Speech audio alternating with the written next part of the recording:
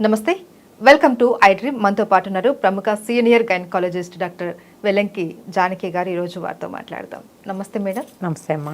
Madam, pregnancy టైంలో చాలా మందికి షుగర్ అనేది అటాక్ అవుతూ ఉంటుంది. ఆఫ్టర్ డెలివరీ తర్వాత కొంతమందికి మళ్ళీ నార్మల్ వచ్చేస్తుంది, బట్ కొంతమందికి ఆ షుగర్ అన్నది అలాగే కంటిన్యూ అవుతూ ఉంటుంది. ఎందుకు ఇలా జరుగుతుంది? చాలా మంచి ప్రశ్న అమ్మా. యాక్చువల్గా ప్రెగ్నెన్సీ ఈజ్ ఏ డయాబెటోజెనిక్ కండిషన్ అని మాకు పుస్తకంలో ఫస్ట్ వాక్యం అదే రాసి ఉంటుంది. అంటే ప్రెగ్నెన్సీ స్ట్రెస్ అమ్మ. ప్రెగ్నెన్సీలో మనకి షుగర్ వచ్చే రకరకాల హార్మోన్స్ మావిలో నుంచి ప్రొడ్యూస్ అవుతాయి. ఓకే.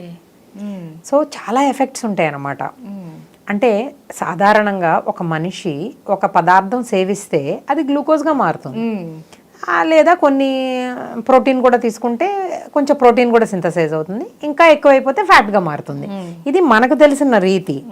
కానీ ప్రెగ్నెన్సీలో ఒక స్టెప్ స్కిప్ చేస్తుంది. నేను ప్రతిరోజు మా స్టూడెంట్స్ని అడుగుతూ ఉంటాను, ఏమిటి అసలు ఈ మెటబాలిజమ్స్ ఏమిటి, మీరు అర్థం ఏం చేసుకున్నారని. అందుకని దీన్ని యాక్సలరేటెడ్ స్టార్వేషన్ అంటారు. అంటే ఎట్లా అంటే మీకు ఈ మధ్యలో ఉన్న ప్రోటీన్ అనేది లేకుండా ఇక్కడ గ్లూకోజెనిసిస్లో నుంచి సడన్గా కీటోజెనిసిస్లోకి స్కిప్ అయిపోద్ది. బయోకెమిస్ట్రీ మన సెల్యులార్ లెవెల్లో అలా జరుగుతూ ఉంటుంది. ఓకే. అంటే ఏమి తినకపోతే జరిగేది మనకి గ్లూకోజ్ అయిపోయిన వెంటనే ప్రోటీన్ నుంచి తీసుకోకుండా డైరెక్ట్గా కీటోసిస్లో నుంచి అంటే ఫ్యాట్స్ నుంచి తీసుకుంటుంది. ఇది యాక్సలరేటెడ్ స్టార్వేషన్. అది ఏమి తిననప్పుడు. స్టార్వేషన్ అంటే ఏం తినలేదని కదా. అలాగే ఫెడ్ స్టేట్ అంటే తిన్నాక. ప్రెగ్నెన్సీలో ఏమవుతుంది, ఫెసిలిటేటెడ్ ఎనబాలిజం అంటారు. అంటే ఇందులో కూడా అంతే, ఈ స్టెప్ స్కిప్ అయిపోతుంది. అంటే ఏమైనా తిన్న తర్వాత మనకి ఏమవుతుంది, జనరల్గా గ్లూకోజ్గా మారుతుంది, ఎనర్జీగా ఖర్చు పెడతాము, తర్వాత క్యాలరీస్ మారుతాయి, మనం వాడుకుంటాము, తర్వాత ప్రోటీన్గా మారుతుంది, మన మజిల్ ఇవన్నీ బిల్డ్ చేసుకుంటాము. ఆ తర్వాత ఏమవుతుంది, ఇంకా ఎక్స్ట్రెస్ అయిపోతే ఫ్యాట్గా మారుతుంది. కానీ ఇలా కాదు, ఫెడ్ స్టేట్లో కూడా స్టెప్ స్కిప్ అయిపోతుంది. సో ఇదంతా దేనికి సంకేతం, ఒక షుగర్ వచ్చేదానికి సంకేతం. ఇలా కొన్ని ప్రాబ్లమ్స్ ఉన్నాయి. ఇన్సులిన్ అనేది మనకు అందరికీ తెలుసు. ఈ షుగర్ వాళ్ళకి ఒక ఒంట్లోకి ఏ ఆహారం ఇచ్చినా ఒక సెల్లోకి వెళ్ళాలంటే అది ఒక కీ. ఇన్సులిన్ ఉంటేనే కదా గ్లూకోజ్ లోపలికి వెళ్తుంది. ఇన్సులినేజ్ అని ఒక ఎంజైమ్ ఉంది. అది ఏంటి, మనకి ప్లజెంటా నుంచే వస్తుంది. అంటే మావి అంటారు కదా, అందరికి అర్థం అవడం కోసం చెప్తున్నాను. ప్లజెంటా చాలా మందికి క్యాచ్ చేస్తారు. దానిలో నుంచి వచ్చే ఇన్సులినేజ్ ఏం చేస్తుంది, ఇన్సులిన్ కట్ చేసి పడేస్తుంది. సో ఏమవుతుంది, షుగరే కదా వస్తుంది. సో తల్లికి షుగర్ రావడానికి 100 కారణాలు ఉన్నాయి ఇక్కడ. ఇంకోటి చెప్తాను, అందులో రకరకాల హార్మోన్స్ ఉంటాయి. హెచ్పిఎల్, హెచ్సిజి, టిఎస్హెచ్ ఇట్లాంటివన్నీ కూడా రకరకాల హార్మోన్స్ కూడా ఇన్సులిన్ లాగా పనిచేస్తాయి.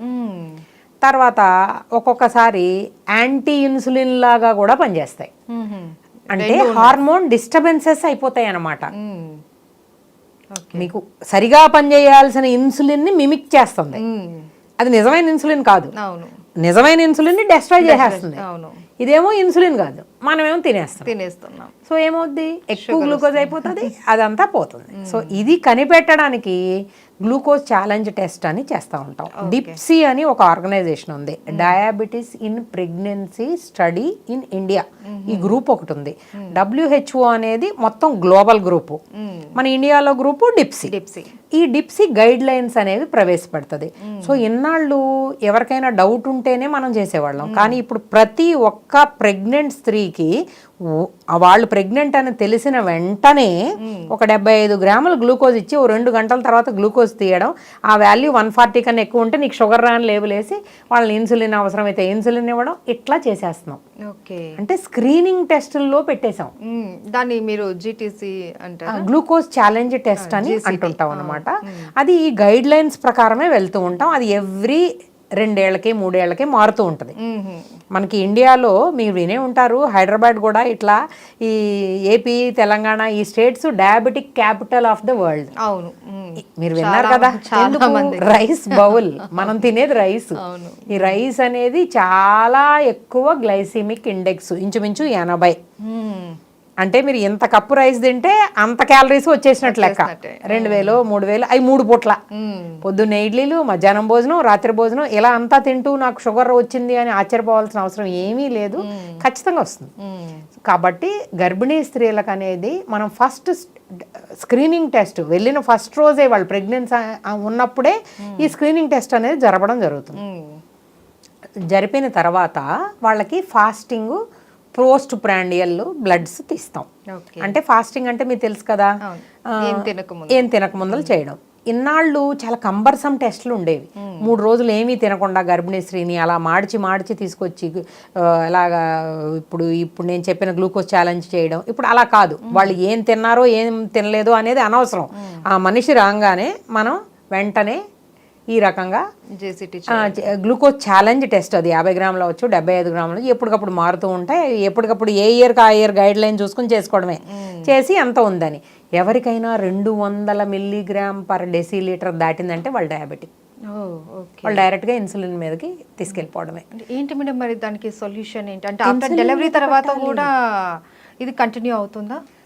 అది చెప్తాను. ఇన్సులిన్ డిపెండెంట్ డయాబెటీస్ అనే వాళ్ళకి వాళ్ళు ఆల్రెడీ వాళ్ళు బార్డర్ లైన్లో ఉండుంటారు. ఈ ప్రెగ్నెన్సీ అనే స్ట్రెస్ కారణంగా, నేను ఇందాక చెప్పిన కారణాల కారణంగా డయాబెటిక్ అయిపోయి ఉంటారు. ఓకే. ఆ డయాబెటిక్ అయిపోయిన వాళ్ళకి ఆల్రెడీ ఈ బ్లడ్ షుగర్స్ 200 క్రాస్ అయిపోయినాయి. వాళ్ళని ఇన్సులిన్ మీద పెట్టాలి.